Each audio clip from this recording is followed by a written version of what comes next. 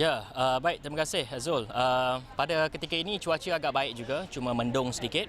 Tapi kalau kita lihat sebentar tadi, kami ataupun pada ketika ini kami berada di pintu 2 sebenarnya, pintu 2 Istana Negara. Tapi tadi kami dimaklumkan kan di pintu 1 Perdana Menteri sementara iaitu Datuk Seri Ismail Sabri Yaakob telah pun dilaporkan tiba memasuki perkarangan Istana Negara sekitar jam 2.50 petang.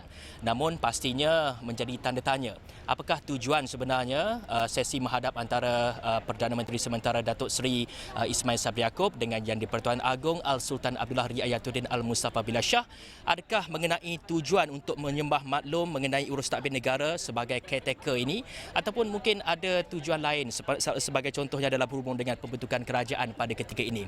Kita tahu isu pembentukan kerajaan pada ketika ini masih lagi belum dapat dimuktamadkan lagi kerana masih lagi berunding sesi-sesi bersama dengan parti-parti politik. Ada gabungan sebagai contohnya gabungan Pakatan Harapan masih lagi berunding untuk mendapatkan majoriti mudah untuk membentuk kerajaan, dan begitu juga dengan Perikatan Nasional masih lagi berunding dengan parti-parti lain untuk mendapatkan majoriti mudah untuk mereka membentuk kerajaan.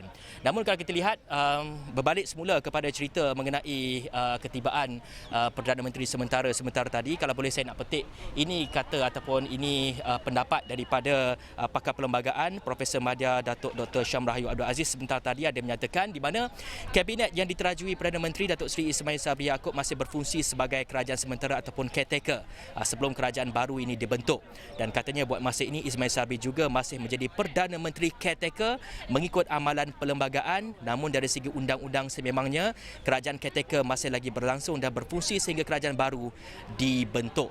Itu sedikit pendapat daripada pakar perlembagaan, dan pastinya kalau kita dapat melihat kepada apa yang diperjelaskan oleh pakar perlembagaan ini, tumpuan kita pastinya kita melihat tujuan utama sesi menghadap ini adalah lebih kepada urusan ataupun urus tadbir negara, yang mana Datuk Seri Ismail Sabri Yaakob akan menyembah maklum bagaimana perkembangan terkini mengenai perjalanan kerajaan dan sebagainya.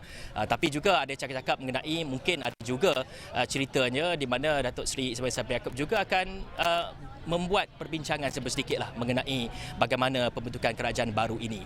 Dan pastinya kita akan terus memberi fokus di Istana Negara ini, dan kami juga akan cuba dapatkan ulasan dan juga komen daripada Perdana Menteri sementara di pintu masuk Istana Negara, pintu masuk 1 Istana Negara. Sejurus saja sesi menghadap ini akan selesai. Mungkin itu saja yang sempat saya bawakan, Zul.